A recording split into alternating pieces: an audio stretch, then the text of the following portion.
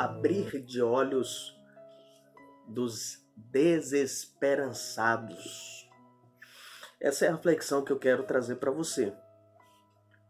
Via de regra, quando nós abrimos um vídeo no YouTube de uma palavra, o momento da leitura do texto é um momento que a gente não tem paciência, a gente quer pular. Mas eu quero encorajar você. Hoje, lance esse desafio para o seu coração. Leia o texto junto comigo e que o Espírito Santo fale ao seu coração por meio do texto, por meio da palavra dele. Abra comigo Lucas capítulo 24. Nós vamos ler os versículos 13 ao 35. Nesse mesmo dia, 2 deles seguiam para um povoado chamado Emaús, distante de Jerusalém, 60 estádios. E iam comentando tudo o que havia acontecido. Enquanto comentavam e discutiam, o próprio Jesus se aproximou e começou a acompanhá-los. Mas os olhos deles estavam como que fechados, de modo que não o reconheceram. Então, ele lhes perguntou: do que estás falando pelo caminho? Eles então pararam tristes. E um deles, chamado Cleopas, respondeu: és tu o único visitante em Jerusalém que não soube das coisas que ali aconteceram nesses últimos dias? Ele lhes perguntou: quais?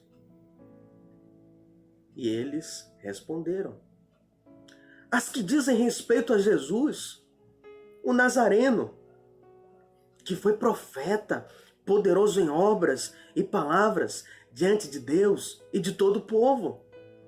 Como os principais sacerdotes e as nossas autoridades o entregaram para ser condenado à morte e o crucificaram. Nós esperávamos que fosse ele o que traria a redenção a Israel. Além disso, já faz 3 dias que essas coisas aconteceram. Versículo 22. Também é verdade que algumas mulheres do nosso meio nos encheram de espanto, de esperança, pois foram de madrugada ao sepulcro dele e, não achando o corpo, voltaram afirmando ter tido uma visão de anjos que diziam que ele estava vivo. Alguns dos que estavam conosco foram ao sepulcro e confirmaram o que as mulheres haviam falado, mas não viram. Então, ele, Jesus, lhes disse: ó tolos, que demorais a crer no coração em tudo que os profetas disseram. Acaso o Cristo não tinha de sofrer essas coisas e entrar na sua glória? E começou por Moisés e todos os profetas e explicou-lhes o que constava a seu respeito em toda a Escritura.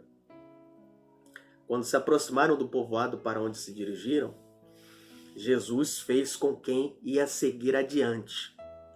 Eles, porém, insistiram: fica conosco, já é tarde, o dia está terminando. Então entrou para ficar com eles.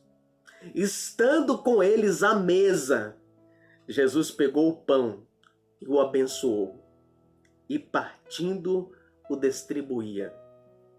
Então os olhos deles foram abertos e o reconheceram, e ele desapareceu de diante deles. E disseram uns aos outros: acaso o nosso coração não ardia pelo caminho, quando ele nos falava e nos abria as Escrituras? E na mesma hora levantaram-se e voltaram para Jerusalém. E encontraram reunidos os 11 e os que estavam com eles, os quais diziam: é verdade, o Senhor ressuscitou e apareceu a Simão. Então, os dois contaram o que havia acontecido no caminho e como reconheceram no partir do pão. Meus irmãos, esse é o momento do regresso. Esses homens foram participar da Páscoa lá em Jerusalém e eles estão regressando após a Páscoa, mas desesperançados, achando que a morte era o fim. Jesus, então, ele entra na cena fisicamente e Jesus está ali, está vivo. Mas eles vivem como se Jesus não estivesse ali, como se Jesus não estivesse vivo. Eles conversam com Jesus, mas como se Jesus não estivesse vivo, como se Jesus não estivesse mais entre eles. Eles falam de Jesus, mas sem o sabor da esperança. Eu quero perguntar para você, você tem vivido como se o seu Cristo fosse um Cristo morto ou um Cristo vivo? Nas suas orações você fala com Jesus como se ele estivesse morto ou como um Cristo vivo, um Jesus vivo que venceu a morte e o pecado? Vocês têm vivido com o sabor da esperança ou vocês têm falado de Jesus, mas sem sabor de esperança nenhum, com desesperança? Em meio a essa pandemia, a todo esse clima de violência, você tem dado testemunho de um Cristo vivo ou de um Cristo morto? Você tem, com a sua postura de vida, mostrado um pânico desesperançado ou uma real e viva esperança no Cordeiro que venceu a morte, que vivo está? O versículo 17, você pode acompanhar na sua Bíblia, até o versículo 24, do capítulo 24 de Lucas, é só expressão de incredulidade. Nós esperávamos que fosse ele. As mulheres vieram, nos encheram de esperança. Mas ninguém viu ele não. Muita desesperança, o coração deles estão desesperançados. O versículo 25, Jesus começa a confrontá-los. E atente comigo o versículo 26. Acaso Cristo não tinha de sofrer? Olha o 27. Contava a seu respeito em todas as Escrituras. Jesus está mostrando que todo o Antigo Testamento aponta para ele. Toda a Escritura é inspirada. Ela é útil. Toda ela aponta para uma única pessoa, Jesus. De Gênesis a Apocalipse, só há um único tema: Jesus Cristo. Jesus Cristo. Jesus mostrando, era necessário. Jesus está acionando a memória deles. O versículo 28 ao 32 é o discurso da tomada de consciência. Jesus, quando senta à mesa com eles, no modo de partir o pão e de distribuir o pão, os olhos deles se abrem. No versículo 31. Vocês percebem que o versículo 16 fala que os olhos deles estavam como que fechados, mas o versículo 31, os olhos deles foram abertos. Não tem como nós lermos os olhos abertos e não lembrarmos de Adão e Eva quando comem o fruto da árvore do conhecimento do bem e do mal. Os olhos deles se abriram. Mas, meus irmãos, existe então esse movimento que se repete aqui em Lucas 24, os olhos se abrem, mas de um modo diferente. Adão e Eva têm os olhos abertos, mas apenas para enxergar a si mesmos. Eles retêm tudo para si mesmos. Eles se tornam o centro de tudo. Mas agora, os olhos estão se abrindo para que a gente possa conseguir enxergar além de nós mesmos. A ressurreição liberta o nosso olhar para que a gente possa ver além de nós. A nossa casa não é aqui. Além de nós, olhar o interesse do nosso próximo e a necessidade do nosso próximo, além de tão somente pensar e fazer com que a nossa vida se resuma em torno de nós mesmos. O capítulo 2 de Lucas mostra um contraste e semelhança de um modo muito especial. Quando os pais de Jesus estão regressando da Páscoa também, assim como esses do caminho de Emaús, Jesus não está com os pais.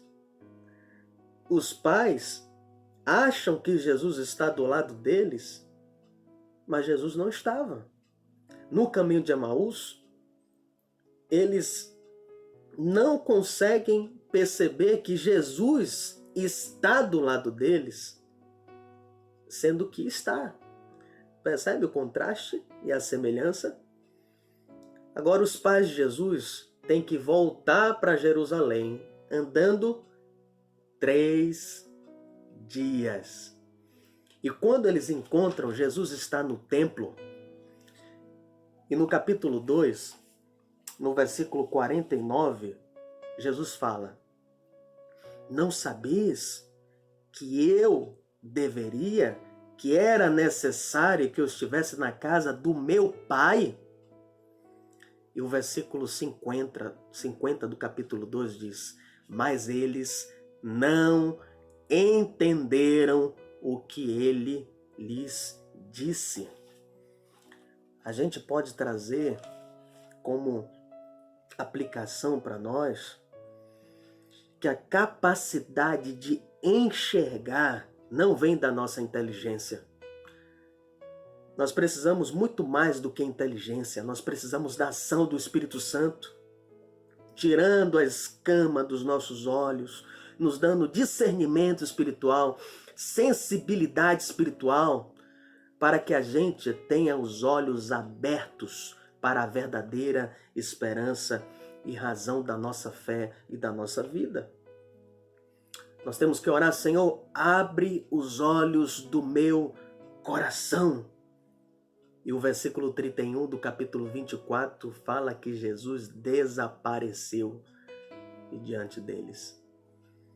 E o versículo 32: por isso que o nosso coração queimava enquanto ele estava expondo as Escrituras para nós. Que nós possamos ter uma nova compreensão, um novo cântico. Não queimava o nosso coração ao ensinar sua palavra aqui.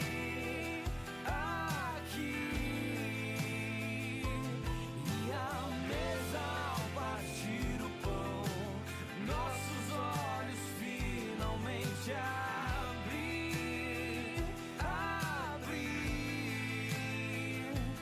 É um mestre que ressuscitou, voltou para estar entre nós. O seu testemunho tem sido de alguém que tem os olhos abertos ou de alguém que ainda tem os olhos fechados? Como estão os seus olhos? Como estão os olhos do seu coração? Ore ao Senhor: abre os olhos do meu coração, Senhor. Eu quero te ver, Senhor. Eu quero conhecer o Senhor como a real esperança da minha vida, de tal maneira que todo o meu andar seja totalmente transformado. Eu não quero ser mais o mesmo, Senhor. Que essa Páscoa tenha um real significado totalmente novo para a minha existência, em nome de Jesus.